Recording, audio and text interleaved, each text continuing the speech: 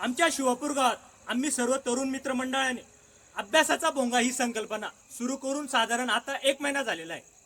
त्या भोंग्याच्या माध्यमातून आमच्या गावातील मुलांना खरंच त्याचा फायदा झाला आहे का ते बघण्यासाठी आम्ही सर्वजण गावात जाणार आहोत। तर आहे ना, हा उपक्रम खूपच आवडला। याच्यातून आमचा 1 तास म्हणजे जर मुलं मला तर इतकं म्हणजे हे करायला लागायचं, बस अभ्यासाला बस, त्याच्यामुळे आता तर जर आपलं जर स्पीकरचा आवाज आला त्यांना तर ते आपोआपच दप्तर घेऊन बसतात आणि सांगायची पण वेळ येत नाही का तुम्ही अभ्यास करा, हे करा, ते करा सांग। त्याच्यामुळे आमचा 1 तास आम्हाला कामाला पण भेटून जातं आणि त्यांचा अभ्यास पण होतो।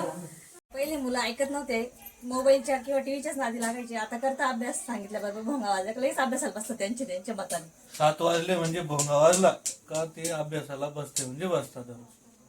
परिवर्तन झाले म्हणजे मुलं आहे ना अभ्यास करत नव्हते पहिले, भोंगा चालू झाल्यापासून भोंग्याची वाट बघताय मुलं समजा, तर अभ्यासाला अभ्यासाला बसायला लागले। बर, टीव्ही मोबाईल बघता का तुमच्या आता पोरं? नाही त्यावेळेत पहिले बघायचे, आता समजा त्या टायमाला अभ्यासाच्या टायमापर्यंत आता काही बघते नाही। ओके, म्हणजे त्यांना तो टायमिंग दिले ना, त्या टाइम नुसार 1 तास 1 मिनिट बी इकडे तिकडे करत नाही, बरोबर अभ्यास करता आणि थोडी प्रगती बी झाली त्यांच्यामध्ये। अभ्यास करताय पोरं, याच्या मागे करत नव्हते पण आता 1 महिन्यापासून अभ्यास करायला लागले। काय मी आलो म्हणूनच बसताय? दररोज बसताय? त्याचा फायदा झाला का तुम्हाला?